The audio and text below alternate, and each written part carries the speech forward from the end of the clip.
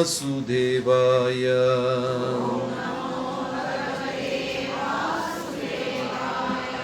നാരായണം നമസ്കൃത്യ നരം ചൈവ നരോത്തമം ദേവീം സരസ്വതീം വ്യാസം തതോ ജയമുതിരയേ. ഹേ കൃഷ്ണ കരുണാ സിന്ധു ദീനബന്ധു ജഗത്പതേ ഗോപേശ ഗോപികാ കാന്ത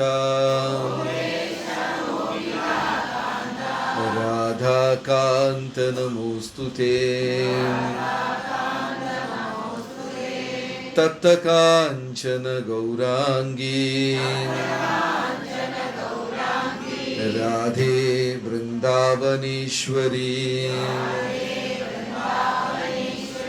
വൃഷഭാനുസുതേ ദേവി പ്രണമാമി ഹരിപ്രിയേ. ജയ ശ്രീ കൃഷ്ണ ചൈതന്യ പ്രഭു നിത്യാനന്ദ ശ്രീ അദ്വൈത ഗദാധര ശ്രീവാസദി ഗൗരഭക്തവൃന്ദ. ഹരേ കൃഷ്ണ കൃഷ്ണ കൃഷ്ണ ഹരേ ഹരേ ഹരേ രാമ രാമ രാമ ഹരേ ഹരേ. ഹരേ കൃഷ്ണ. എല്ലാ ഭക്തജനങ്ങൾക്കും എൻ്റെ വിനീതമായ പ്രണാമം. ഇന്ന് നമ്മൾ പുരാണങ്ങളിൽ, പ്രത്യേകിച്ച് രാമായണത്തിൽ അധികം അറിയാത്ത ചില ഭാഗങ്ങളുണ്ട്. അതിൽ കൂടെ നമ്മുടെ ജീവിതത്തിന് പല പാഠങ്ങൾ നമുക്ക് മനസ്സിലാക്കാൻ സാധിക്കും. ഈ പാഠങ്ങളെല്ലാം ഉപയോഗിച്ചാൽ ക്രമേണ നമ്മുടെ ജീവിതം ധന്യമാവുകയും ചെയ്യും. കാരണം ഈ ലോകത്ത് ദ്വന്ദ്വങ്ങൾ എപ്പോഴും സ്ഥിതി ചെയ്തുകൊണ്ടേയിരിക്കും. ഒരു വശത്ത് വളരെ സന്തോഷമായി കഴിയുന്ന ജനമുണ്ടാകും, അതേ സമയത്ത് വിഷമത്തിൽ കഴിഞ്ഞു പോകുന്ന കുടുംബങ്ങളും ഉണ്ടാകും. ധനപരമായി ഉയർന്നവരും കാണും, താഴ്ന്നവരും കാണും. രോഗബാധിതരും കാണും, രോഗവിമുക്തരും കാണും. ഈ ദ്വന്ദ്വം എപ്പോഴും നമ്മുടെ ഈ ലോകത്ത് നിലനിൽക്കുന്നുണ്ട്. പക്ഷേ ഒരു വശത്ത് നിൽക്കുന്ന ആൾക്ക് മറ്റൊരു വശത്ത് ഉള്ള ആളുടെ മനോഭാവം മനസ്സിലാക്കാൻ സാധിക്കില്ല. സുഖമായി കഴിയുന്നവർക്ക് ദുഃഖത്തിൽ കടന്നു പോകുന്ന ഒരു മനുഷ്യൻ്റെ മാനസികാവസ്ഥ മനസ്സിലാക്കാൻ സാധിക്കില്ല. അതേപോലെ ദുഃഖത്തിലുള്ളവർ മറ്റുള്ളവരെ മനസ്സിലാക്കാനും വളരെ ബുദ്ധിമുട്ടായിരിക്കും. ഈ ലോകം സൃഷ്ടി തുടങ്ങിയ കാലം തൊട്ട് ഈ ദ്വന്ദ്വങ്ങളിൽ കൂടെ തന്നെ യാത്ര ചെയ്യും. ലാഭം, നഷ്ടം, ജയം, പരാജയം. അപ്പൊ വിജയിക്കുന്നവർ വിചാരിക്കും പരാജയപ്പെട്ട ആളെ അവന് ജീവിക്കാൻ അറിയില്ല, അവൻ ജീവിതത്തിൽ പരാജയപ്പെട്ടു, അവൻ ചില കാര്യങ്ങൾ ശരിക്കും ചെയ്തില്ല, ഞാൻ ഉദ്ദേശിച്ച പോലെ അവൻ പ്രവർത്തിച്ചില്ല എന്നൊക്കെ വിജയിക്കുന്നവർ പരാജയപ്പെട്ടവരെ വിമർശിക്കും. പരാജയപ്പെട്ടവർ വിചാരിക്കും വിജയിച്ചവർക്ക് ഈ ചില ആനുകൂല്യമായ കാര്യങ്ങൾ ഉള്ളത് കൊണ്ട് വിജയിച്ചു, അല്ലാതെ എന്നെപ്പോലെ കഷ്ടപ്പാടുകളിൽ കൂടെ പോയവരല്ല എന്ന് ചിന്തിക്കും. പക്ഷേ ഈ ലോകം എപ്പോഴും ഒരു തരം ദ്വന്ദ്വങ്ങളിൽ കൂടെ തന്നെ പോവുകയാണ്. പക്ഷെ കൃഷ്ണഭക്തി എന്ന് പറയുന്നത് ഫ്ലെക്സിബിളാണ്. ഫ്ലെക്സിബിൾ എന്ന് മലയാളത്തിൽ എന്ത് പറയും? വളയുന്നതാണ്.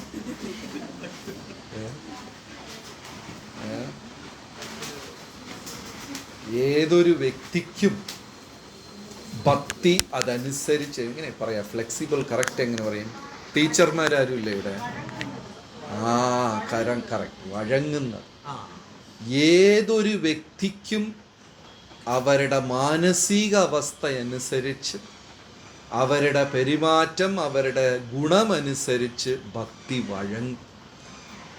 ഭക്തി വഴങ്ങും. ഭക്തിക്കത് മനസ്സിലാവും, പക്ഷെ ഭക്തർക്ക് മനസ്സിലാവില്ല.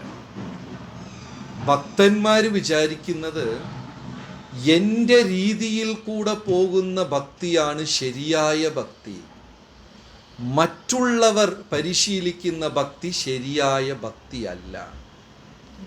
ഇങ്ങനെ ഭക്തർ തെറ്റിദ്ധരിക്കും. പക്ഷെ ഭക്തി എല്ലാവർക്കും വേണ്ടി വഴങ്ങിത്തരും. മനസ്സിലായോ?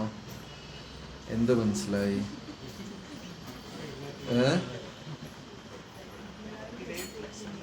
പ്രഭുയുടെ പേരെന്താ? സ്വർണഗോപാൽ പ്രഭു. സ്വർണഗോപാൽ പ്രഭു വിചാരിക്കും എൻ്റെ വൈഫിന് ഭക്തിയില്ല.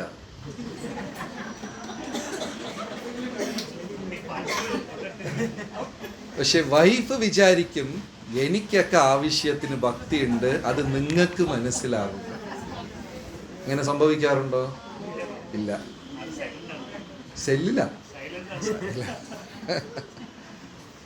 പക്ഷേ എല്ലാ വ്യക്തികളുടെ ഭക്തിയും ഭഗവാൻ സ്വീകരിക്കും.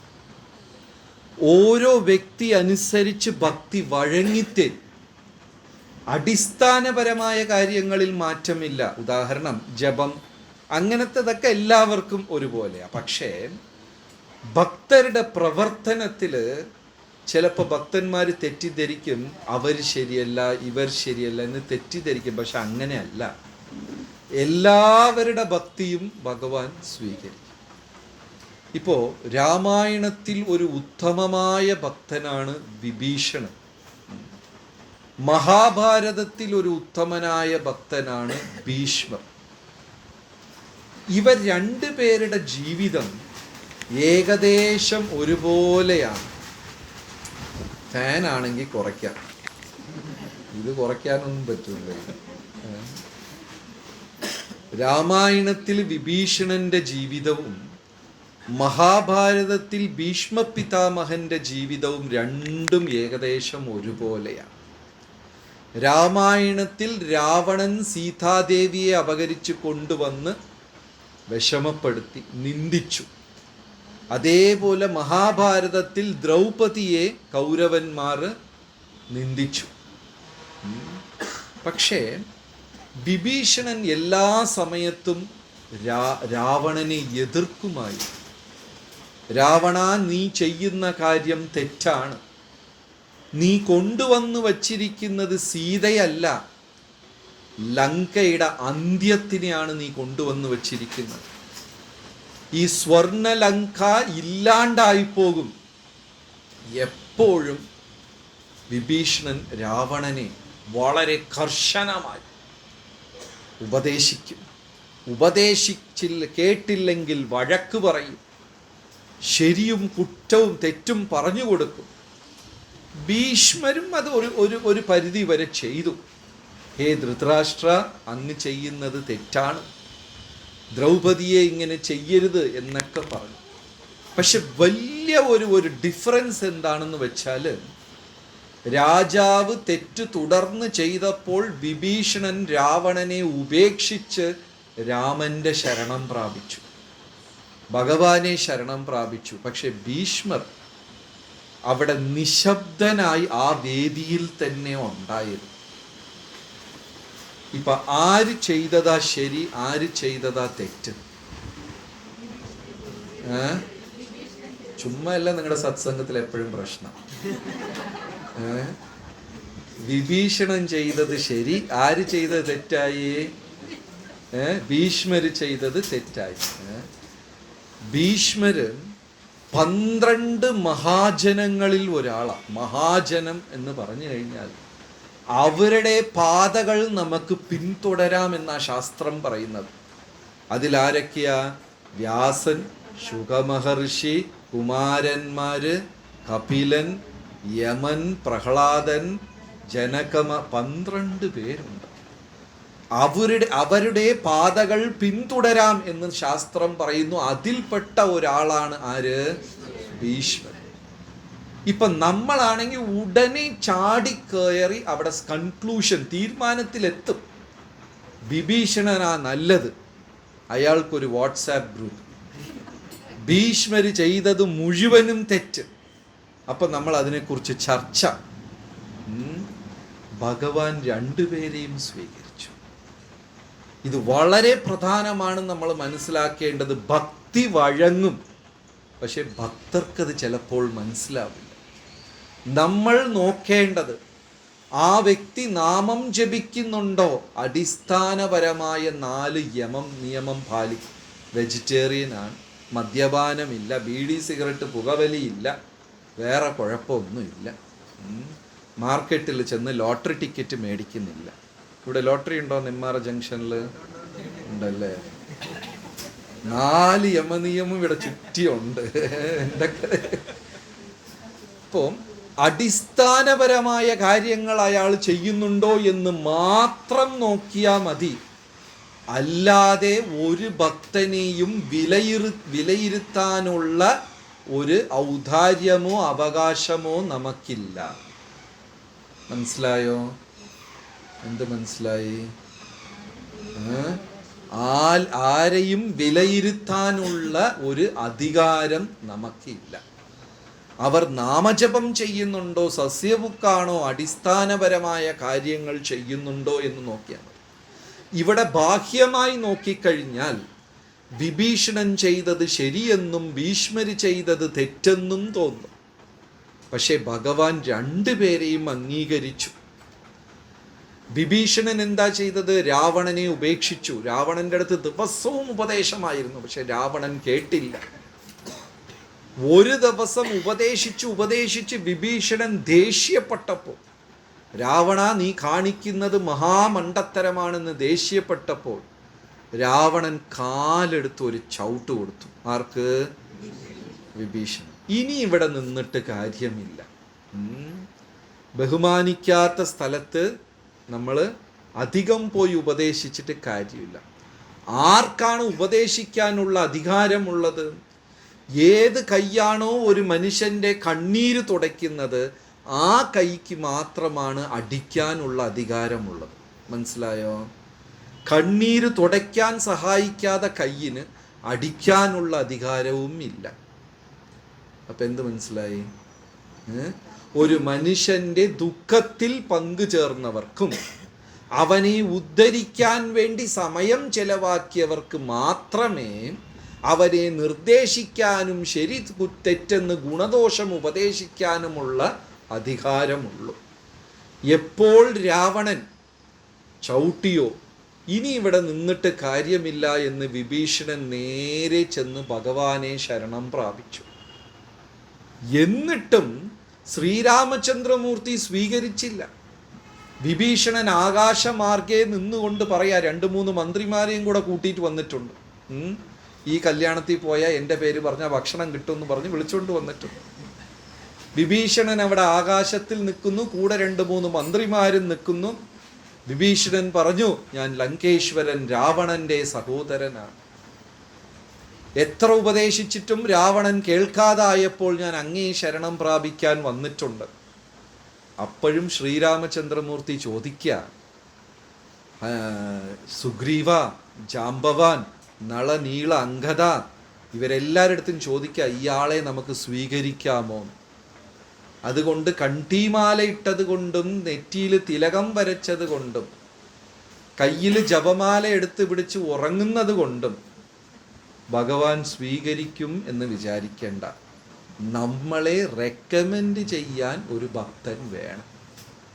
ഉറപ്പുണ്ടോ നമുക്കൊക്കെ ആരെങ്കിലും റെക്കമെൻഡ് ചെയ്യുമെന്ന്? ഉള്ള എല്ലാവരുടെ അടുത്തും അടിയാണ്. പിന്നെ ആര് റെക്കമെൻഡ് ചെയ്യും? ഞാൻ ചെയ്യൂല.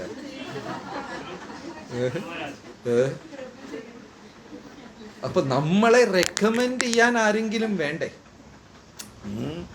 അപ്പോ ഹനുമാനാണ് പറഞ്ഞത് വിഭീഷണനെ സ്വീകരിക്കാം.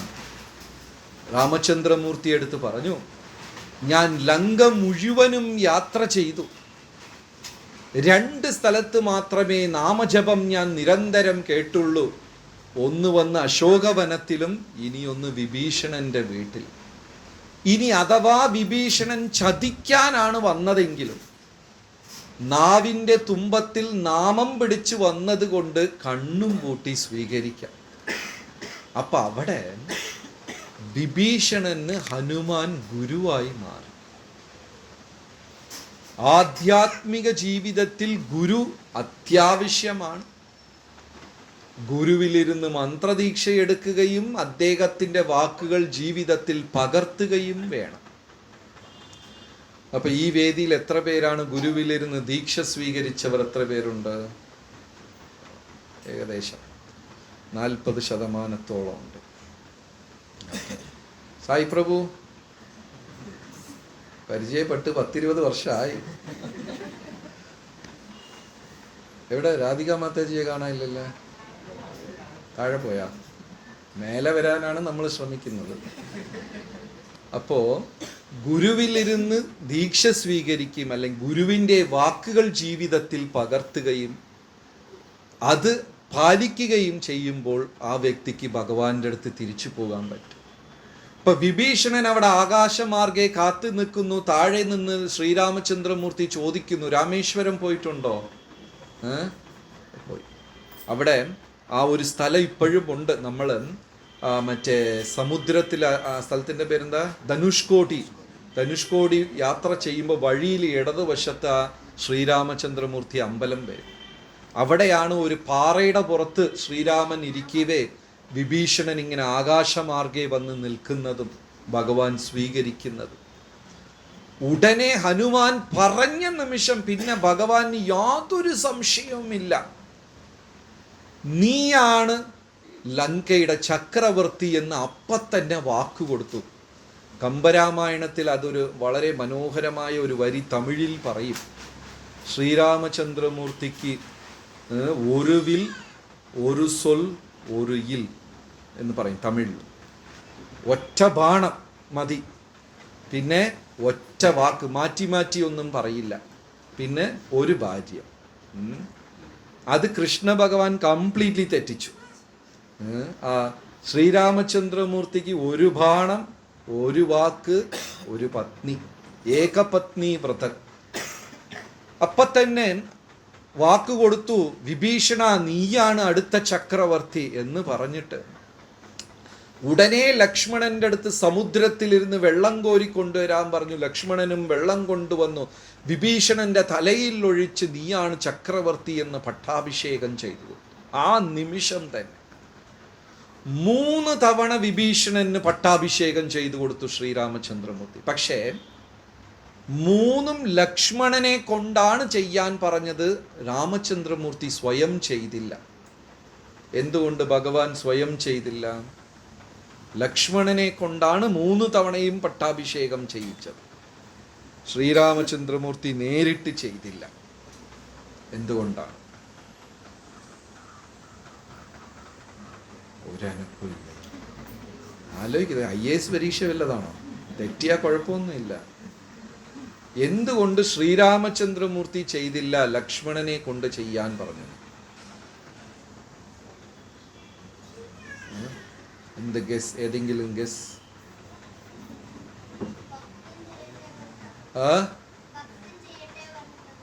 ഭക്തൻ ചെയ്യട്ടെ എന്ന് പറഞ്ഞിട്ട് നല്ല നല്ല ഗസ്സാണ്.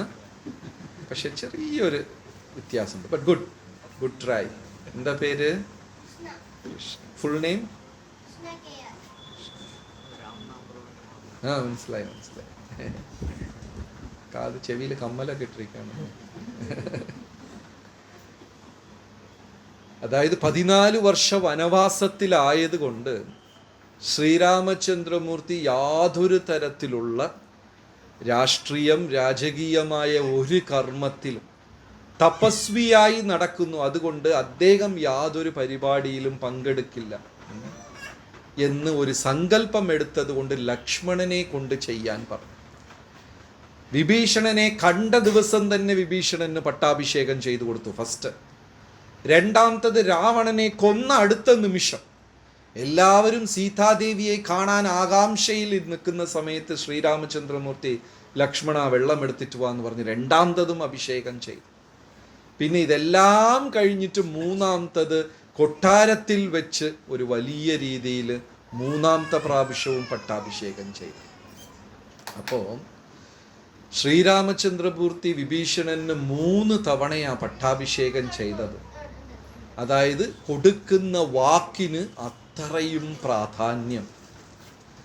അതുകൊണ്ട് വൈഷ്ണവർ ഗുരുവിന് തരുന്ന വാക്ക്, വൈഷ്ണവർ തമ്മിൽ സംസാരിക്കുമ്പോൾ ഉണ്ടാകുന്ന കോൺവെർസേഷൻ, സംഭാഷണം, അതെല്ലാം വളരെ ഗൗരവമേറിയതായിരിക്കും.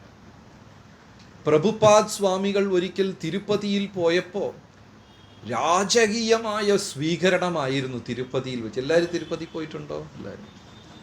പ്രഭുപാദ് സ്വാമികൾ 70-ൽ പോയപ്പോൾ അവിടുത്തെ TTD ദേവസ്വംകാരെല്ലാവരും വന്ന് പ്രഭുപാദ് സ്വാമിക്ക് രാജകീയമായ ഒരു സ്വീകരണം കൊടുത്തു. അത് കഴിഞ്ഞ് അവിടുത്തെ മെയിൻ ഓഫീസേഴ്സ് എല്ലാവരും വന്ന് പറഞ്ഞു, സ്വാമിജി അങ്ങ് ഒരു വാക്ക് പറയൂ, ഞങ്ങൾ ഇവിടെ ഇനി ഒരു കൃഷ്ണൻ്റെ അമ്പലവും കൂടെ പണിത് തരാം എന്ന് പറഞ്ഞു. അപ്പോൾ പ്രഭുപാദ് സ്വാമികൾ പറഞ്ഞു, നിങ്ങളുടെ ഇഷ്ടം പോലെ ചെയ്തോളൂ എന്ന് പറഞ്ഞു.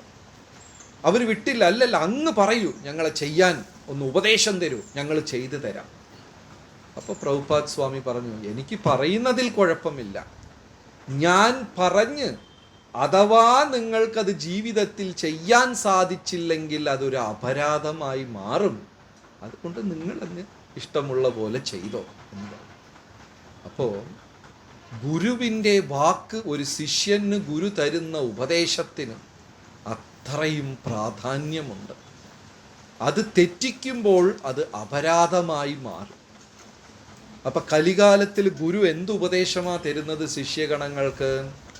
16 മാല നാമജപം ചെയ്യുക, പിന്നെ 4 യമനിയമങ്ങൾ പാലിക്കുക, ഇത്രയേ ഉള്ളൂ. അത് തെറ്റിക്കുമ്പോൾ ഗുരുവിൻ്റെ വാക്ക് ആ ശിഷ്യൻ ലംഘിക്കുകയാണ് ചെയ്യുന്നത്. അപ്പോൾ 3 തവണയാണ് ശ്രീരാമചന്ദ്രമൂർത്തി വിഭീഷണന് പട്ടാഭിഷേകം ചെയ്തത്. അത്രയും പ്രാധാന്യം വിഭീഷണന് കൊടുത്തിട്ടുണ്ട്. ഇനിയൊരു വശത്ത് ഭീഷ്മരെടുത്ത് ഭഗവാൻ തർക്കിക്കുകയും ദേഷ്യപ്പെടുകയും ചെയ്തിട്ടുണ്ട്. ഭീഷ്മർ പറഞ്ഞു, ഞാൻ ആയുധമേ എടുക്കില്ല എന്ന് ശപഥം ചെയ്തു മഹാഭാരത യുദ്ധത്തിൽ. പക്ഷെ കൃഷ്ണ ഭഗവാൻ എന്ത് ചെയ്തു? ആ ഭീഷ്മരെ കൊണ്ട് ആയുധം എടുപ്പിച്ചു. ഭീഷ്മർ അങ്ങോട്ട് എന്ത് ചെയ്തു? സോറി, പറഞ്ഞത് മാറിപ്പോയി. കൃഷ്ണ ഭഗവാൻ ആയുധം എടുക്കില്ല എന്ന് ശപഥം ചെയ്തപ്പോൾ ഭീഷ്മർ കൃഷ്ണ ഭഗവാനെ കൊണ്ട് അവരെ തമ്മിലൊരു മത്സരമാണ്. അപ്പൊ ബാഹ്യമായി നോക്കുന്ന സമയത്ത് ഭീഷ്മർ ചെയ്തത് തെറ്റ് എന്ന് തോന്നും. പക്ഷേ ഭഗവാൻ വിഭീഷണനെയും സ്വീകരിച്ചു, ഇനിയൊരു വശം ആരെ? ഭീഷ്മരെയും സ്വീകരിച്ചു. ഭക്തി ഫ്ലെക്സിബിളാണ്. അടിസ്ഥാനപരമായ കാര്യങ്ങൾ മാത്രമേ ഉള്ളൂ. ഞാൻ ഹരേ കൃഷ്ണ പ്രസ്ഥാനത്തിൽ ചേരുന്ന സമയത്ത് സേവനം എന്ന് പറഞ്ഞാൽ നാമസങ്കീർത്തനം, പുസ്തക വിതരണം, പിന്നെ പ്രസാദ വിതരണം, ഇത് 3 മാത്രമേ ഉണ്ടായിരുന്നുള്ളൂ. പക്ഷെ ഇന്ന് അങ്ങനെയല്ല. സേവനം എന്ന് പറയുന്നത് വികസിച്ച് പല തരത്തിലുള്ള സേവനങ്ങൾ ചെയ്യാൻ സാധിക്കുന്ന ഒരവസ്ഥയിലാണ്. ഭക്തി കാലമനുസരിച്ച്, ഓരോ വ്യക്തികളുടെ മനോഭാവം അനുസരിച്ച്, അവരുടെ ജീവിത സാഹചര്യം അനുസരിച്ച് അത് അവർക്ക് വേണ്ടി മാറിക്കൊണ്ടേയിരിക്കും. വേറെ ഒരു വിഷയവും അങ്ങനെ മാറത്തില്ല. ഭക്തി എല്ലാവർക്കും വേണ്ടി മാറും. ഇത് ഭക്തന്മാർ മനസ്സിലാക്കണം. മനസ്സിലാക്കിയാലേ മറ്റുള്ളവരെ വിലയിരുത്തുന്ന സ്വഭാവത്തിലിരുന്ന് നമ്മൾ വെളിയിൽ വരുള്ളൂ. ഇപ്പം നമ്മുടെ മാനസിക അവസ്ഥ എങ്ങനെയാണെന്ന് വെച്ചാൽ ഒരാളെ കാണുന്ന നിമിഷം തന്നെ ഇയാൾ നല്ല ഭക്തൻ, ഇയാൾ കൊള്ളാത്തവൻ, ഇവൻ എല്ലാം ചെയ്യും, ഇങ്ങനെ മനസ്സിനകത്തൊരു ജഡ്ജ്മെൻറ്റ് നടക്കൂലേ? അപ്പം നമ്മൾ പലപ്പോഴും അത് തെറ്റ് ചെയ്യും, അതൊരു തെറ്റിൽ ചെന്ന് അവസാനിക്കും. രഘുപതി രാഘവ രാജാ രാം പതിത പാവന സീതാരാം.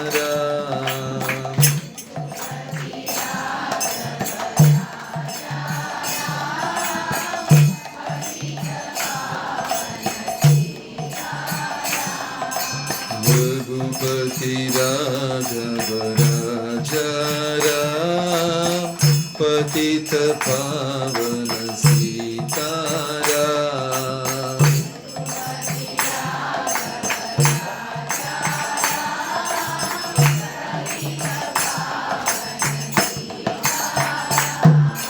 श्रीराम जय राम जय जय राम, श्रीराम जय राम जय जय राम, श्रीराम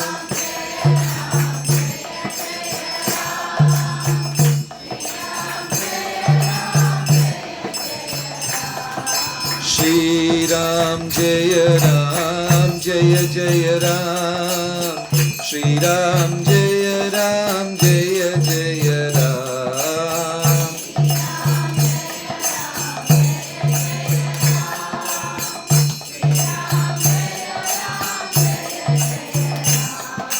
श्रीराम जय राम जय जय राम, श्रीराम जय राम जय जय राम.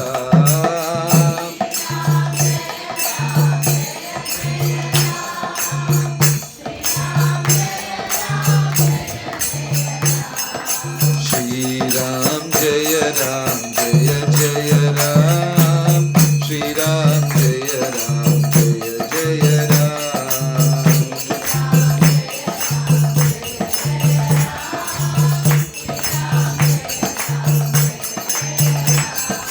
हरे कृष्ण कृष्ण कृष्ण हरे हरे, हरे राम राम राम हरे हरे.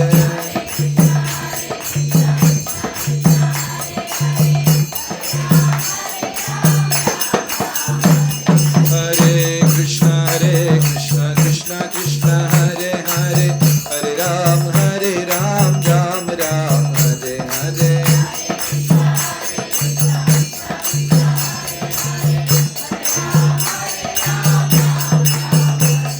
हरे कृष्ण कृष्ण कृष्ण हरे हरे, हरे राम राम राम हरे हरे.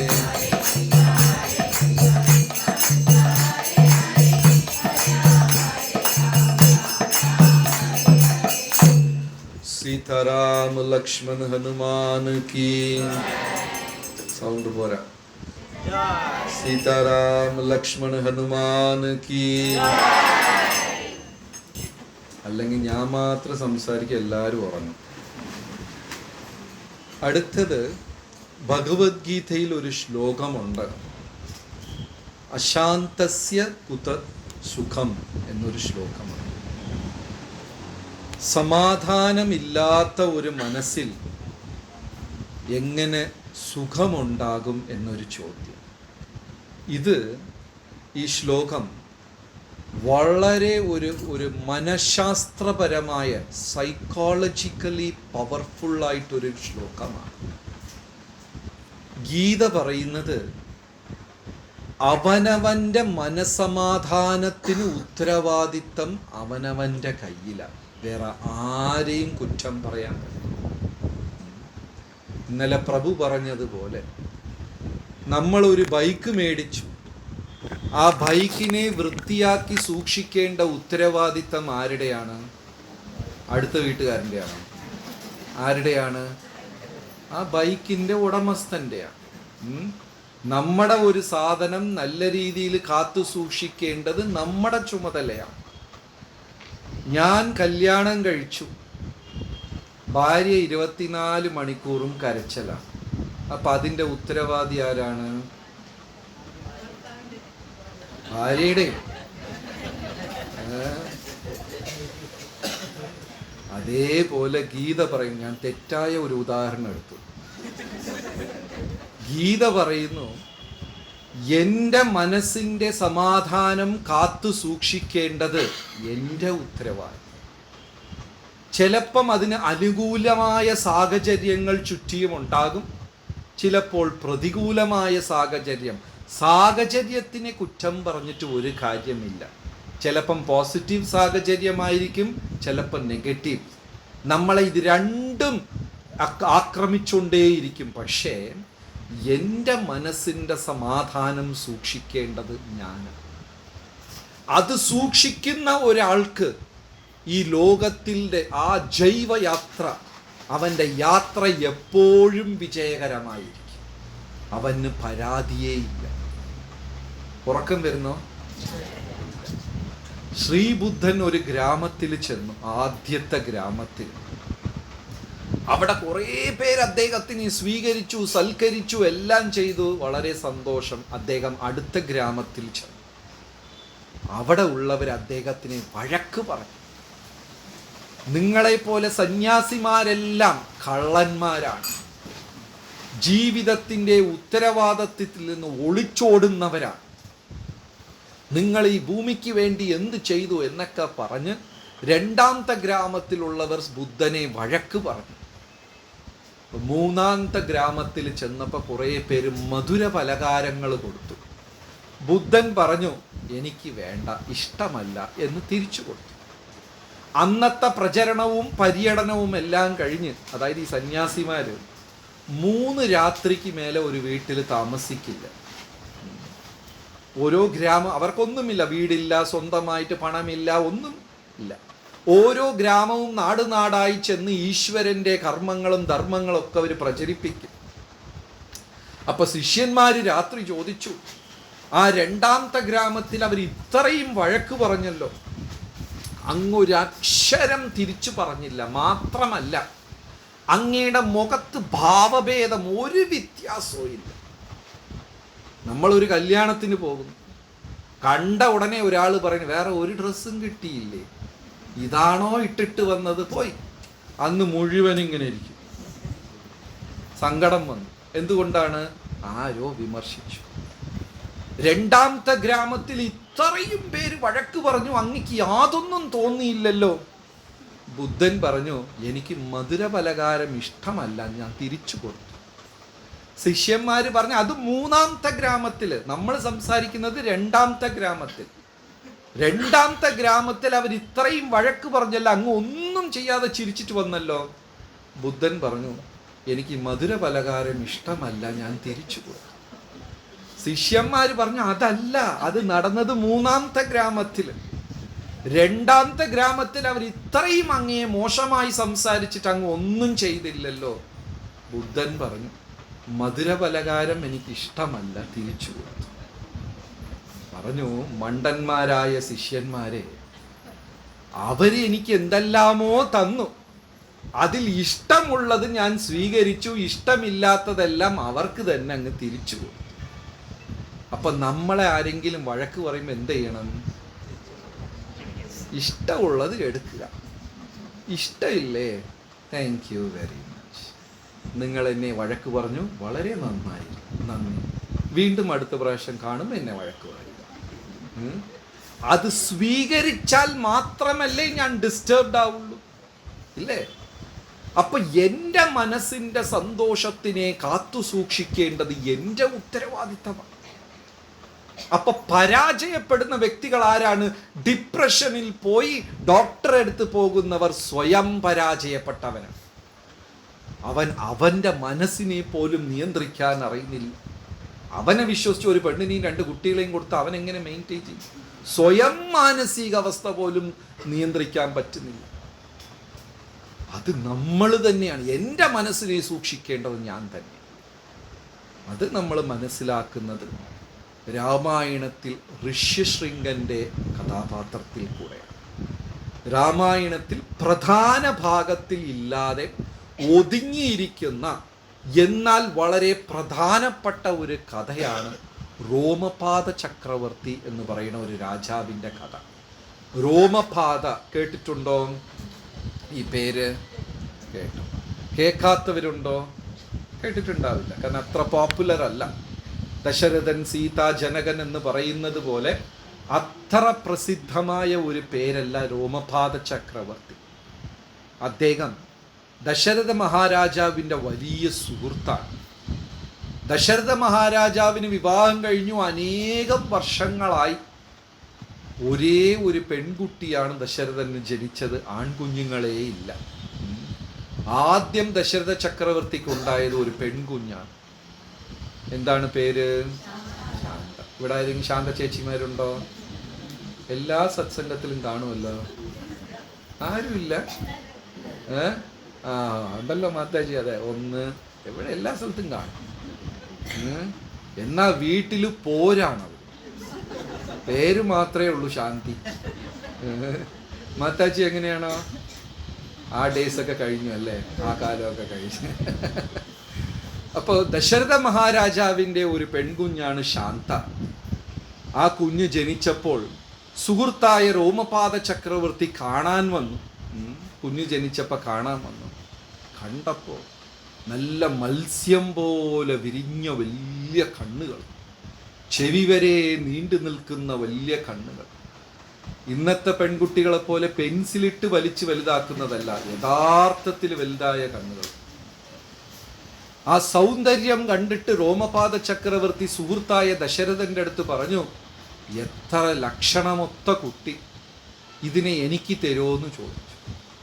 ദശരഥനും സൗഹൃദം കാരണം ഒന്നും ചിന്തിച്ചില്ല. മകളെ ആർക്ക് കൊടുത്തു? റോമപാത ചക്രവർത്തിക്ക് കൊടുത്തു. അങ്ങനെയുള്ളവരൊക്കെ ഇന്ന് കാലത്തിൽ ഉണ്ടാവില്ല.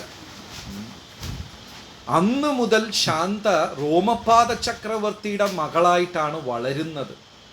ശാന്ത റോമപാത രാജാവിൻ്റെ ദേശം അംഗദേശത്തിൽ പ്രവേശിച്ച ദിവസം തൊട്ട് മഴയില്ല, പട്ടിണി, ക്ഷാമം, ഭൂമിയെല്ലാം വരണ്ട് വിള്ളൽ വീണു തുടങ്ങി.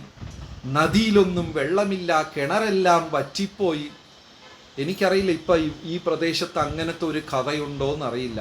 കിണറുകൾ താഴ്ന്നു. കേരളത്തിൻ്റെ പല ഭാഗത്ത്, കോട്ടയം ജില്ലയിലൊക്കെ, ആലപ്പുഴ ജില്ലയിലൊക്കെ അടുത്ത കഴിഞ്ഞ 10 വർഷത്തിൽ കിണറൊക്കെ താന്നു, വെള്ളമൊക്കെ അടിയിൽ പോയി. ചില കിണർ അങ്ങനെ നിന്ന് ഭൂമിയുടെ അടിയിൽ, അങ്ങനെയൊക്കെ സംഭവം. ഇതൊക്കെ പണ്ട് കേട്ടിട്ട് പോലും ഇല്ലാത്ത കാര്യങ്ങൾ. നെന്മാറ ഭാഗത്തുണ്ടോ അങ്ങനെ? ഇനി 2 നെന്മാറ വേലയും കൂടെ തീരുമ്പോൾ അത് വന്നോളും. പടക്കവും കള്ളും. നെന്മാറ വേലയ്ക്ക് കള്ള് വിതരണം ഉണ്ടോ? അത് 2ഉം കൂടെ വരും വന്നു. കോട്ടയം, ആലപ്പുഴ ജില്ലയിലൊക്കെ മദ്യപാനം ഇതൊക്കെ കൂടുമ്പോൾ ഈ കിണറുകൾ വറ്റിത്തുടങ്ങി. ചില കിണർ അങ്ങനെ ഭൂമിയിൽ കൺമുമ്പേ അങ്ങനെ ഭൂമിക്കകത്ത് ഇറങ്ങിപ്പോകും. ഇതെല്ലാം രാമായണത്തിൽ അംഗദേശ കാലത്ത് പറഞ്ഞിട്ട്, റോമപാത ചക്രവർത്തിയുടെ കാലത്ത് പറഞ്ഞു. അപ്പൊ എല്ലാവരും വിചാരിച്ചു ഈ റോമപാത ചക്രവർത്തി ഈ ശാന്ത മോളെ കൊണ്ട്, കുഞ്ഞിനെ കൊണ്ടുവന്ന കൊണ്ടാണ് ഈ ദോഷമെല്ലാം എന്ന് വിചാരിച്ചു. ഋഷിമാരെടുത്ത് ചോദിച്ചപ്പോൾ ആ മുനിമാര് പറഞ്ഞു, അതല്ല, രോമപാത ചക്രവർത്തി ചെയ്ത ഒരു തെറ്റാണ് ഇതിന് കാരണം. എന്താണ് ആ തെറ്റ്? നല്ല രസകരമായ ഒരു കഥയാണ്. അദ്ദേഹം നാട്ടിൽ ഒരു യാഗം നടത്തി, വലിയ പൂജ നടത്തി. ആര്? രോമപാത ചക്രവർത്തി. കുറേ ബ്രാഹ്മണർ ആ പൂജയ്ക്കായി വന്നു. അവർക്കൊക്കെ ദാനം കൊടുത്തു, ഭക്ഷണം കൊടുത്തു, വസ്ത്രം കൊടുത്തു, എല്ലാം കൊടുത്ത്, സ്വർണവും പണവും ഇതെല്ലാം ദാനമായി കൊടുത്തു. ഒരു ബ്രാഹ്മണൻ ആ പണവും സ്വർണവും എല്ലാം വാങ്ങിച്ചുകൊണ്ട് പോയി. കുറച്ചു ദൂരം പോയപ്പോൾ രോമപാത ചക്രവർത്തി നോക്കി, ആ ദാനം കൊടുത്ത സ്വർണത്തിൽ തനിക്ക് വളരെ ഇഷ്ടപ്പെട്ട ഒരു ഡയമണ്ടും കൂടെ ഉണ്ടായിരുന്നു. ഉടനെ രാജാവ് പറഞ്ഞു, ആ ബ്രാഹ്മണനെ തിരിച്ചു വിളിച്ചിട്ട് അതൊന്ന് അങ്ങ് എടുത്ത് തിരിച്ചു. അദ്ദേഹം അത് നിസ്സാരമായിട്ടാണ് കണ്ടത്. ദാനം കൊടുത്ത ആൾ കൊണ്ടുപോയപ്പോൾ തിരിച്ചു വിളിച്ചിട്ട്, ഇപ്പം അതെങ്ങനെ ഗുരുവായൂരമ്പല കാണിക്കവഞ്ചിയിൽ കാശിട്ടിട്ട് ദേവസ്വം ഒരു 100 രൂപ എക്സ്ട്രാ ഒന്ന് തിരിച്ചു തരുമോ? പക്ഷെ ആ ബ്രാഹ്മണൻ അതൊരു വിഷമമായി മാറി. അദ്ദേഹം 10 പേരെടുത്ത് ചെന്ന് പറഞ്ഞു. എന്താണ്? ഇത്ര കിട്ടിയതിനെ കുറിച്ച് പറഞ്ഞില്ല. ആ ബ്രാഹ്മണൻ എല്ലാവരുടെ അടുത്ത് എന്താ പറഞ്ഞത്? അത് ഇന്ന് തിരിച്ചെടുത്ത കാര്യം പറഞ്ഞു. നമ്മൾ എപ്പോഴും അങ്ങനെയാണ്. നല്ലത് നടന്ന ആരെടുത്തും പറയില്ല. ഒരു സത്സംഗം നടന്നു, കീർത്തനം നടന്നു, ഉച്ചയ്ക്ക് ഐസ്ക്രീമോടെ സദ്യ ഉണ്ട്, ഉണ്ടോ? ഇല്ലേ? ഐസ്ക്രീം ഇല്ല, പായസം. ഇതൊക്കെ നമ്മൾ ആരെടുത്തും പറയില്ല. ഇറങ്ങി നടന്നു പോയപ്പോൾ കാല് തെറ്റി ഒരു സ്റ്റെപ്പ് അങ്ങ് വീണു. എങ്ങനെ ഉണ്ടായിരുന്നു പരിപാടി? എന്ത് പറയാനാ, കാല് മുറിഞ്ഞു. പായസത്തിനെ കുറിച്ച് പറയില്ല, ഐസ്ക്രീം പറയില്ല, കഴിച്ചത് ഒന്നും. ശരിയാണോ തെറ്റാണോ? അല്ലേ? നല്ലതെല്ലാം മാറ്റി വെച്ചിട്ട് ദോഷം മാത്രമേ പറയൂ. ദോഷയ്യ ദൃക്, ഭാഗവതം ഉപയോഗിക്കുന്ന വാക്ക്.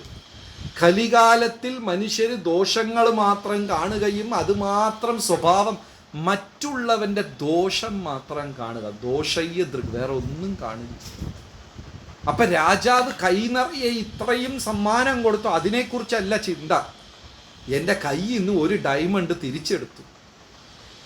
അപ്പൊ ഈ ചർച്ച ബ്രാഹ്മണരുടെ ഇടയിൽ സ്പ്രെഡായി. പിന്നെ ബ്രാഹ്മണരെല്ലാവരും ആരെങ്കിലും രോമപാത മഹാരാജ ക്ഷണിച്ചു എന്ന് പറഞ്ഞാൽ അയാൾ തന്നിട്ട് തിരിച്ചെടുക്കും. അങ്ങനെ ബ്രാഹ്മണരാരും ആ നാട്ടിൽ പോകാണ്ടായി. ബ്രാഹ്മണർ നാട്ടിൽ ചെന്നിട്ട് ദിവസവും ഗായത്രിയും ഭഗവാന്റെ നാമവും ചൊല്ലുന്ന, അവർക്ക് വേണ്ടി മാത്രമല്ല. ഗായത്രി മന്ത്രത്തിൽ ആദ്യത്തെ ഒരു 3 ശബ്ദമുണ്ട്. ഭൂർ ഭുവഹ സ്വഹ എന്ന് വെച്ചാൽ ഭൂമി, ത്രിലോകങ്ങൾക്കുള്ളവർക്കും വേണ്ടിയാണ് ഒരു ബ്രാഹ്മണൻ യാഗം നടത്തുന്നത്. പക്ഷെ കലികാലത്തിൽ ബ്രാഹ്മണര് ഗായത്രി ജപിക്കാറില്ല, പകുതിക്ക് കൂടുതൽ. ഈ നൂല് ഒരു കീ ചെയിനായിട്ടാണ് ഉപയോഗിക്കുക, വലിയ കീ ചെയിൻ. താക്കോല് കയ്യിലുണ്ടെങ്കിൽ അവിടെ ഇവിടെ മറന്നു പോകും. ഈ പർസും താക്കോലും മൊബൈൽ ഫോണും മറന്നു വെക്കുന്നവരാരെങ്കിലും ഉണ്ടോ? ദിവസവും മറക്കും, ഇല്ലേ? അതുകൊണ്ട് ഇവരെന്ത് ചെയ്തു, വലിയ നൂലിൽ കെട്ടിയെന്ന് തോളിയിട്ട് മറക്കില്ല. പിന്നെ പറ്റുമെങ്കിൽ എടുത്ത് പുറഞ്ചൊറിയാനും കൂടെ ഇടയ്ക്കിടയ്ക്ക് അത് യൂസ് ചെയ്യും. തമാശയല്ല, കൺമുമ്പേ നടക്കുന്ന കാര്യങ്ങളായതെല്ലാം. ഏത് ഉറപ്പുണ്ട് ബ്രാഹ്മണരെല്ലാം 3 നേരം ത്രിസന്ധ്യയ്ക്കും ഇരുന്ന് ഗായത്രി ചൊല്ലി? 10% പേര് കാണോ 100-ല്? ഇല്ലേ? ചെയ്യുന്നവരുണ്ടാവും, പക്ഷെ വളരെ ചെറുതാണ്.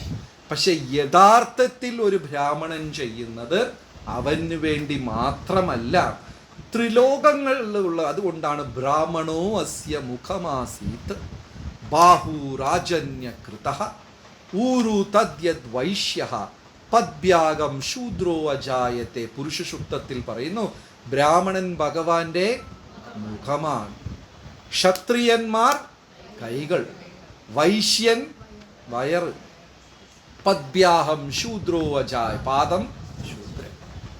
അപ്പോ ഭഗവാന്റെ പ്രതിനിധീകരിക്കുന്നതാ ബ്രാഹ്മണർ. പക്ഷെ അങ്ങനത്തെ ബ്രാഹ്മണർ കലികാലത്തിൽ കുറവാണ്. അപ്പൊ ഈ ബ്രാഹ്മണരെല്ലാം അംഗദേശത്ത് വരാണ്ടായി.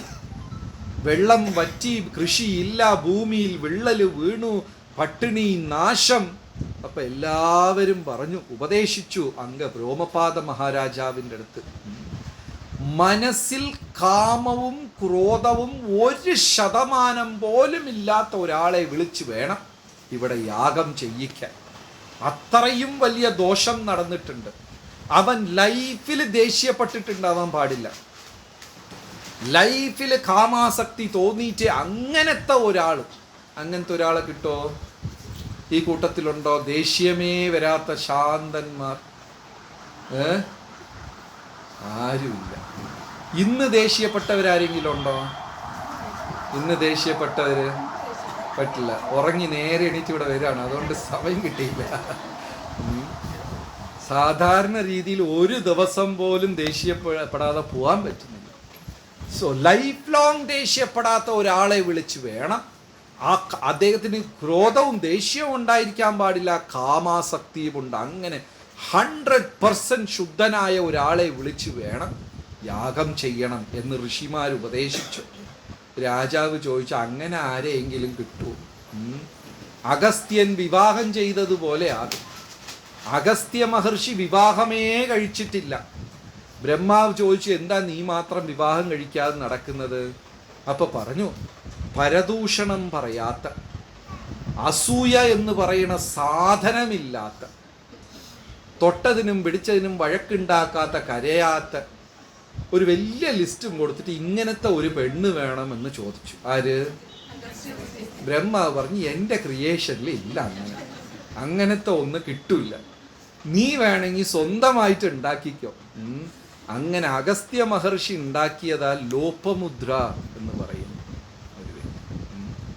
അപ്പോ ഇങ്ങനത്തെ ഒരു പുരുഷനെ വിളിച്ച് യാഗം ചെയ്യിക്കണം, അങ്ങനെ ഒരാളെ എവിടെ കിട്ടും?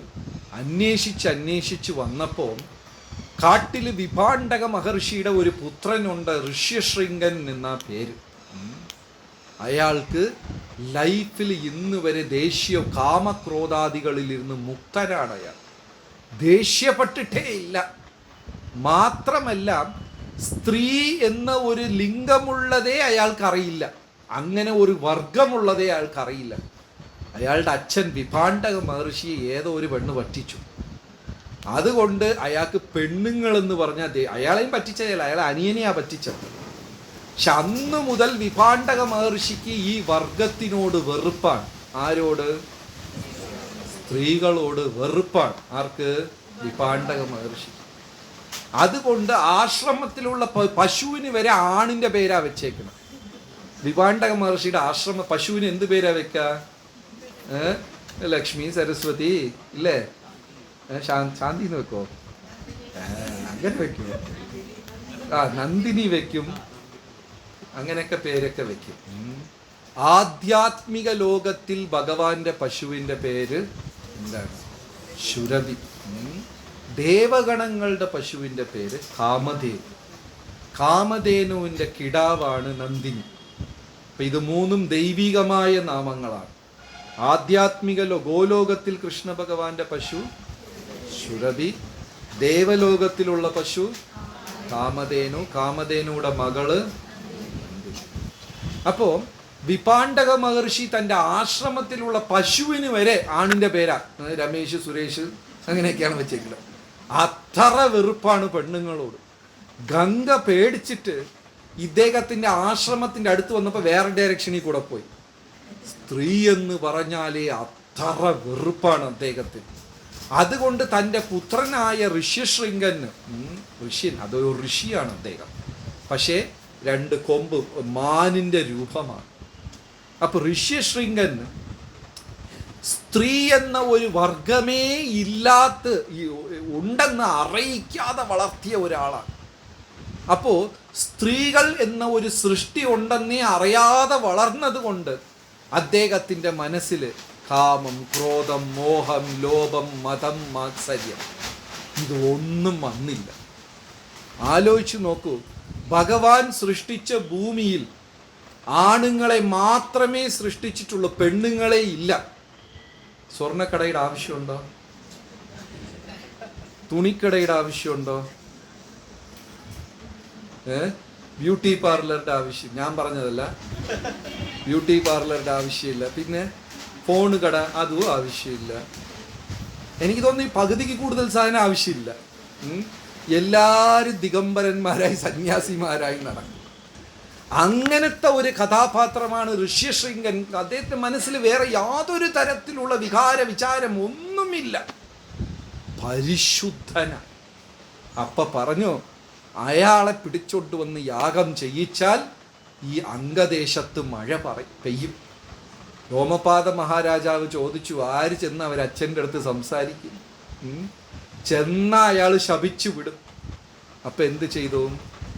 ഏത് വസ്തു അറിയാതെ ഒരാൾക്ക് അറിയാതിരിക്കുന്നോ, മറഞ്ഞിരിക്കുന്നോ, അതിലൊരു ആകാംക്ഷ മനുഷ്യർക്ക് വർദ്ധിക്കും. ഇപ്പോൾ ഞാനിവിടെ 1 മണിക്കൂർ സംസാരിക്കുന്നു. ഈ 1 മണിക്കൂറും ഞാൻ കയ്യിനകത്ത് ഒരു സാധനം വെച്ച് കയ്യും അടച്ചു പിടിച്ചിട്ട് ഞാൻ സംസാരിച്ചുകൊണ്ടേയിരിക്കുകയാണ്. നിങ്ങളുടെ മനസ്സിൽ എന്തായിരിക്കും ചിന്ത? ആ കയ്യിനകത്ത് എന്താ കാണിച്ച? ഇത്രയേ ഉള്ളായിരുന്നു. ഈ അടപ്പും പിടിച്ചിട്ടാണ് ഇത്ര നേരം സംസാരിച്ചത് അല്ലേ? അപ്പൊ ഒന്ന് നമ്മളെ മനസ്സിൻ്റെ അടുത്ത് ചിന്തിക്കണ്ട എന്ന് പറയുമ്പോൾ ആ മനസ്സ് എന്ത് ചെയ്യും? അത് തന്നെ ചിന്തിക്കും. ഒരു കഷണ്ടിക്കാരൻ വൈദ്യൻ്റെ അടുത്ത് പോയി കഷണ്ടിക്ക് മരുന്ന് അന്വേഷിച്ചു. കഷണ്ടിക്ക് മരുന്നുണ്ടോ? ഇല്ല. ഉണ്ടോ? ഇല്ല. വൈദ്യൻ എന്ത് ചെയ്തു? വെറുതെ വന്ന കസ്റ്റമറെ കളയണ്ട, ഒരു മരുന്ന് അങ്ങ് എടുത്തു കൊടുത്തിട്ട് പറഞ്ഞു, ഇത് കുടിക്കുമ്പോൾ, ഇത് കഷണ്ടിക്കുള്ള മരുന്നാണ്, പക്ഷെ ഇത് കുടിക്കുന്ന സമയത്ത് കുരങ്ങിനെ ചിന്തിക്കരുത്, ചിന്തിച്ചാൽ മരുന്ന് ഫലിക്കില്ല. അപ്പൊ ഈ മരുന്ന് കുടിക്കുമ്പോൾ ആരെ ചിന്തിക്കരുത്? കുരങ്ങിനെ ചിന്തിക്കരുത്. ഇവ ഓരോ പ്രാവശ്യവും മരുന്ന് കുടിക്കുമ്പോൾ ആരെ ചിന്തിക്കും? കുരങ്ങിനെ ചിന്തിക്കും. ഇതാണ് ഈ മനസ്സിൻ്റെ വലിയ ഒരു പോരായ്മ. നമ്മൾ എന്ത് വിചാരിക്കേണ്ടെന്ന് ചിന്തിക്കുമോ ആ ചിന്ത വരും. എത്ര പേർക്ക് ഏകാദശി ദിവസം കൂടുതൽ വിശക്കുന്നത്? എനിക്കെങ്ങനെയാണ്. സാധാരണ ദിവസം ഒന്നും കഴിച്ചില്ലെങ്കിലും കുഴപ്പമില്ല, ഏകാദശിക്ക് രാവിലെ മംഗളാരത്തിക്കേ വിശക്കും. നിനക്ക് രണ്ടുപേർക്കും അങ്ങനെയാ? അത് ശരി. എനിക്ക് കുറച്ച് ഫ്രണ്ട്സൊക്കെ ഉണ്ട്, രാവിലെ വിശക്കും. മനസ്സിൻ്റെ അടുത്ത് ഏത് ചിന്തിക്കേണ്ടെന്ന് പറയോ അതങ്ങ് ചിന്തിച്ചു തുടങ്ങും. അപ്പൊ ഋഷ്യശൃംഗൻ ഇന്നു വരെ സ്ത്രീകളെ കണ്ടിട്ടില്ല. അതുകൊണ്ട് ഈ സ്ത്രീകൾ മുഖാന്തരം തന്നെ ഋഷ്യശൃംഗനെ ഇവിടെ അപഹരിച്ചു കൊണ്ടുവരാം എന്നിവരെല്ലാം തീരുമാനിച്ചു. എന്നാലും ഇവർക്ക് പേടി ഉണ്ടായിരുന്നു വിപാണ്ഡകനെ. അറിഞ്ഞാൽ വിപാണ്ഡകൻ നമ്മുടെ കുലം, വംശം, രാജ്യം മുഴുവനും ശപിച്ചു കളയും. ഈ ഋഷികൾ സ്ത്രീകളെ അയച്ചു. അപ്പോൾ ഒരു ദിവസം ഋഷ്യശൃംഗൻ നോക്കിയപ്പോൾ തൻ്റെ ആശ്രമ പരിസരത്ത്, അന്ന് അച്ഛനില്ല ആശ്രമത്തിൽ, ആശ്രമ പരിസരത്ത് കുറച്ച് സന്യാസിമാർ വന്നിട്ടുണ്ട്. പക്ഷെ ഇന്ന് വരെ കണ്ട സന്യാസിമാരെ പോലെയല്ല ഇവർ കുറച്ച് ഡിഫറെൻ്റ് ആയിരിക്കും. കാരണം ഈ മനുഷ്യൻ ജീവിതം മുഴുവനും കണ്ടിട്ടുള്ളത് ആരൊക്കെയാണ്? ഋഷിമാരെ, സന്യാസിമാരെയും മൃഗങ്ങളും മരംചെടിയും. സ്ത്രീകളെ കണ്ടിട്ടേ ഇല്ല. അപ്പൊ ഇതേ കണ്ട നിമിഷം വിചാരിച്ചു, ഇതേതാ പുതിയ ഋഷിമാർ, സന്യാസിമാർ, ഇവരെ കണ്ടിട്ടേ ഇല്ലല്ലോ. അപ്പോൾ ഉടനെ അവരെടുത്ത് ചെന്നിട്ട് അച്ഛൻ പഠിപ്പിച്ചു കൊടുത്തിരിക്കുക, അവരെ കണ്ടപാട് അവർക്ക് വേണ്ട സഹായം, സേവനങ്ങൾ, ഋഷിമാരെ കണ്ടാൽ അവർക്ക് വേണ്ട എല്ലാം ചെയ്തു കൊടുക്കണം. ഇദ്ദേഹം ചെന്ന് അവരെടുത്തൊക്കെ ചോദിച്ച് ഓരോ കാര്യങ്ങളും ചെയ്തു കൊടുക്കുകയാണ്. പക്ഷേ ഇന്ന് വരെ താൻ കണ്ടിട്ടുള്ള ഋഷിമാരെ എല്ലാം സേവിക്കുമ്പോൾ മനസ്സിൽ വിരക്തി ഉണ്ടാകും. ഉയർന്ന സന്യാസിമാരുടെ കൂടെ നമ്മൾ ഒരു ദിവസം കൂടിക്കഴിഞ്ഞാൽ, നല്ല പരിശുദ്ധരായ വ്യക്തികളുടെ കൂടെ കൂടിക്കഴിഞ്ഞാൽ നമ്മുടെ മനസ്സ് പറയും, നാളെ തൊട്ട് നമ്മളും ഇതെല്ലാം. ഞാൻ ഒരു ദിവസം ഭാനു മഹാരാജിനെ മൊത്തം ഡ്രൈവ് ചെയ്തു. രാത്രി തീരുമാനിച്ചു, ഇനി നാളെ തൊട്ട് 5 മണിക്ക് ശേഷം കഴിക്കില്ല. 2 ദിവസം, 3ന്റെ അന്ന് വീണ്ടും കഴിച്ചു. അവരെ കൂടെയൊക്കെ ഒരു ദിവസം നമ്മൾ കൂടിക്കഴിഞ്ഞാൽ നമുക്ക് വിരക്തി ഉണ്ടാകും. കാരണം അവരത് പരിശീലിക്കുന്നത് കൊണ്ട്. പരമഹംസന്മാർ ഒന്നും വേണ്ട എന്ന് ഒരു താമരയില വെള്ളത്തിൽ നിൽക്കുന്ന പോലെ പരിശീലിക്കുന്നത് കൊണ്ട് നമുക്കും ആ സ്വാധീനം ഉണ്ടാകും. പക്ഷെ ഈ ഋഷ്യശൃംഗൻ സേവിച്ച ഋഷിമാർ, അവരെ സേവിച്ചതിന് ശേഷം സേവനം ചെയ്ത് മനസ്സിനകത്ത് ഒരുപാട് ആഗ്രഹങ്ങൾ, ഇന്ന് വരെ ഇല്ലാത്ത ആഗ്രഹങ്ങളെല്ലാം കൂടി. ഇദ്ദേഹത്തിന് തന്നെ സംശയം, ഇത് കുറച്ച് വ്യത്യാസമായ ഋഷിമാർ. അത് മാത്രമല്ല, അവരെ വിട്ട് പിരിയാൻ മനസ്സ് തോന്നുന്നില്ല. ഒരു ദിവസം അവരെ സേവിക്കാൻ പോയത് അവരെ കപ്പലിൽ കയറി നാടും വിട്ടു. നോക്കിക്കോളണേ, പവർ എത്രയാണ്. നമ്മുടെ സത്സംഗത്തിലാണെങ്കിൽ പുരുഷന്മാരാകപ്പാട് മൂലയിൽ 4 എണ്ണം, ബാക്കി മൊത്തം മാതാജിമാർ മാത്രമേ ഉള്ളൂ. ഋഷ്യശൃംഗൻ അങ്ങനെയേ പോയി. പക്ഷേ അംഗദേശത്ത് ചെന്ന് ഋഷ്യശൃംഗൻ കാല് വെച്ച നിമിഷം യജ്ഞഹോമാദികൾ ചെയ്യേണ്ട ആവശ്യം വന്നില്ല. ജീവിതകാലം മുഴുവനും കാമക്രോധാദികൾ ഇല്ലാത്തത് കൊണ്ട് അംഗദേശത്ത് കാല് വെച്ചു ഘോര മഴ പെയ്യാൻ തുടങ്ങി. പ്രഭുപാദർ പറഞ്ഞു, എനിക്ക് അങ്ങനത്തെ ശിഷ്യന്മാര് കിട്ടിക്കഴിഞ്ഞാൽ ചന്ദ്രനെ പോലെ ഈ ഭൂമി മുഴുവനും ഞാൻ മാറ്റുമെന്ന് പറഞ്ഞു. അങ്ങനത്തെ വ്യക്തികളെ കിട്ടാൻ പാടാ. മനസ്സിനകത്ത് കാമ, ക്രോധ, മോഹ, ലോഭ, മതം, മാത്സര്യം, ഈ 6 എണ്ണവും ഇല്ലാത്തവർ വളരെ വിരളമാണ്. എന്നാൽ ഇത് 6ഉം കളഞ്ഞാൽ മാത്രമേ നമുക്ക് തിരിച്ച് ഭഗവാന്റെ ലോകത്ത് പോവാനും സാധിക്കുള്ളൂ. അപ്പൊ നമ്മുടെ കൂട്ടത്തിൽ എത്ര പേര് പോകും? ആരും പോവില്ല, ജനറലായിട്ട് പറഞ്ഞു. ശരി. അപ്പോൾ അത്രയും പരിശുദ്ധനായ ഋഷ്യശൃംഗൻ വന്നു. ഉടനെ രാജാവിന് സന്തോഷം തോന്നി. എന്ത് ചെയ്തു? തൻ്റെ മകളായ ശാന്തയെ ഋഷ്യശൃംഗന് വിവാഹം കഴിച്ചു കൊടുത്തു. രാജ്യത്തിൻ്റെ പകുതിയും കൊടുത്തു. ഒറ്റ ദിവസം കൊണ്ട് ഋഷ്യശൃംഗൻ ആ രാജ്യം, റോമപാത ചക്രവർത്തിയുടെ രാജ്യത്തിൻ്റെ പകുതി അദ്ദേഹത്തിന് ലഭിച്ചു. കാട്ടിനകത്ത് വിപാണ്ഡകൻ അങ്ങ് കിടന്ന് തിളയ്ക്കുക. എൻ്റെ മകനെ ചതിച്ചവർ കൊണ്ടുപോയി, ഇപ്പം തന്നെ ഞാൻ അംഗദേശത്ത് പോകുന്നു, ആ രാജ്യത്തിനെ മുഴുവനും എൻ്റെ തപോബലം കൊണ്ട് ശപിച്ച് ഞാൻ ഭസ്മമാക്കിക്കളെ. അത്രയും ദേഷ്യം. വിപാണ്ഡകൻ വരുന്നു എന്ന വാർത്തയും ഇവരറിഞ്ഞു. രാജാവിന് കയ്യും കാലെല്ലാം നടുങ്ങാൻ തുടങ്ങി. ഇപ്പൊ വിപാണ്ഡകൻ വന്നാൽ എന്ത് ചെയ്യും? ഉടനെ ബ്രാഹ്മണർ ഒരു ഐഡിയ കൊടുത്തു. അന്നായിരുന്നു ഋഷ്യശൃംഗന്റെ പട്ടാഭിഷേകം. വിപാണ്ഡകൻ വരുന്ന വഴിക്ക് മുഴുവനും ആൾക്കാരെ അറേഞ്ച് ചെയ്തു രാജാവ്. വിപാണ്ഡകൻ അങ്ങ് ദേഷ്യത്തിൽ അംഗദേശത്ത് വരിക. അകത്ത് കയറിയ ഉടനെ വിപാണ്ഡകൻ കേൾക്കാൻ തുടങ്ങിയത് എന്താ?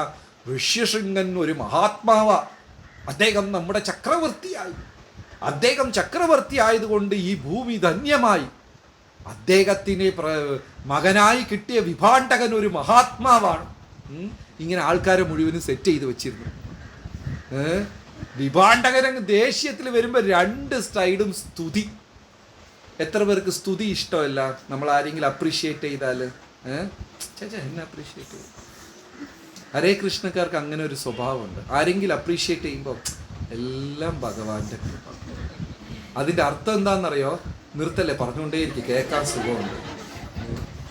എല്ലാവർക്കും ഇഷ്ടമാണ്. നമ്മളെക്കുറിച്ച് ആരെങ്കിലും നാല് നല്ലത് പറഞ്ഞാൽ ഇഷ്ടപ്പെടുകയില്ലേ? ഇല്ലേ? നമ്മൾ ചെന്ന് പറയും വേണ്ട വേണ്ട, ഇല്ല ഇല്ല, അതിൻ്റെ അർത്ഥം നിർത്തല്ലേ നിർത്തല്ലേ, കേൾക്കാൻ. ഈ രാജാവ് എന്ത് ചെയ്തു? രണ്ട് വശത്തും ആൾക്കാരെ മുഴുവനും സെറ്റ് ചെയ്തു. അവരെല്ലാം വിപാണ്ഡകനെ സ്തുതിക്കുന്നു, ഋഷ്യശൃംഗനെ സ്തുതിക്കുന്നു. ഋഷ്യശൃംഗൻ രാജാവായി. അങ്ങനെ ദേഷ്യത്തിൽ വന്ന വിപാണ്ഡകൻ ഇത് കേട്ട് കേട്ട് കേട്ട് കേട്ട് അവിടെ എത്തിയപ്പോൾ എന്ത് ചെയ്തു? മകനെ അനുഗ്രഹിച്ച് കാട്ടി തിരിച്ചു പോയി. ഒരു വ്യക്തിയുടെ മനസ്സ് കലികാലത്ത് സൈക്കോളജിക്കലി കുറേ ഫാമിലിയിൽ സ്ത്രീകളും പുരുഷന്മാർ, ഹസ്ബൻഡ് അല്ലെങ്കിൽ വൈഫ് ഭയങ്കര ഡിസ്റ്റർബ്ഡാണ്. അത് കാരണം വിവാഹമോചനത്തിൻ്റെ ശതമാനം കൂടിക്കൊണ്ടേയിരിക്കും.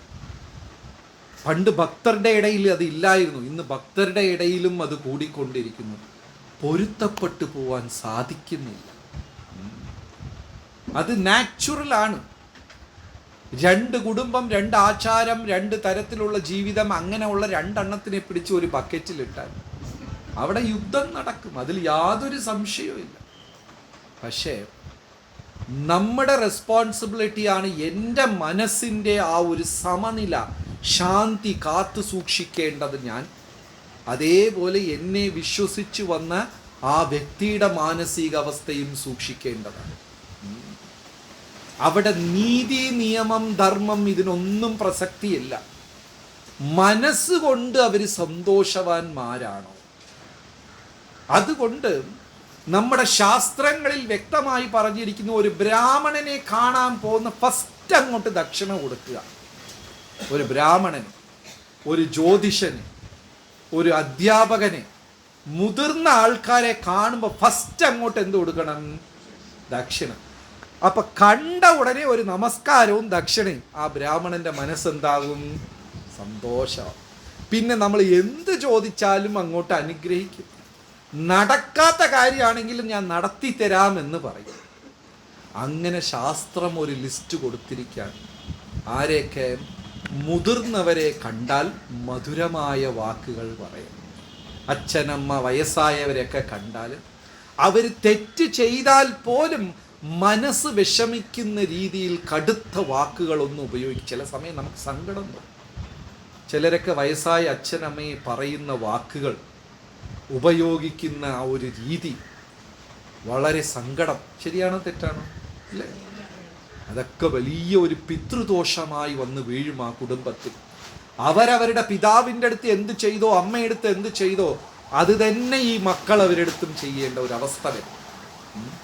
വയസ്സായവർ ഒരു ഭാരമാണ്, അതിൽ സംശയമേ ഇല്ല. പക്ഷേ കുഞ്ഞുങ്ങളും രക്ഷകർത്താക്കൾക്ക് കുറച്ചു കാലം ഭാരമായിരുന്നു. അതുകൊണ്ട് മധുരമായ വാക്കുകൾ സംസാരിക്കണം. കുഞ്ഞുങ്ങളടുത്ത് മധുരമായ വാക്കുകൾ, മധുര പലഹാരവും കൊടുക്കണം. ബ്രാഹ്മണനെ കണ്ട മാത്രയിൽ ദക്ഷിണ കൊടുക്കണം. ഭാര്യ പൂതനയാണെങ്കിലും നീ ഐശ്വര്യറായാണെന്ന് പറയണം. ഇത് ഞാൻ പറഞ്ഞല്ല, ശാസ്ത്രത്തിലുണ്ട്. ബ്രാഹ്മണരെ കണ്ട ഉടനെ മധുരമായ വാക്കുകൾ സംസാരിക്കണം. കുഞ്ഞുങ്ങളെ കണ്ടാൽ മധുര വാക്കുകളും മധുര പലഹാരവും കൊടുക്കണം. ബ്രാഹ്മണരെ കണ്ടാൽ ദക്ഷിണ കൊടുക്കണം. 40 വർഷമായിട്ട് നമ്മളെ കൂടെ ഉള്ള ഭാര്യയാണെങ്കിലും രാവിലെ എണീറ്റ ഉടനെ എന്ത് പറയണം? നീ ഏത് ലോകത്തിരുന്ന് അപ്സരസായി ഇറങ്ങി വന്നു എന്ന് ചോദിക്കും. പ്രഭു പ്രാക്ടീസ് ചെയ്യാറുണ്ട് അങ്ങനെയൊക്കെ.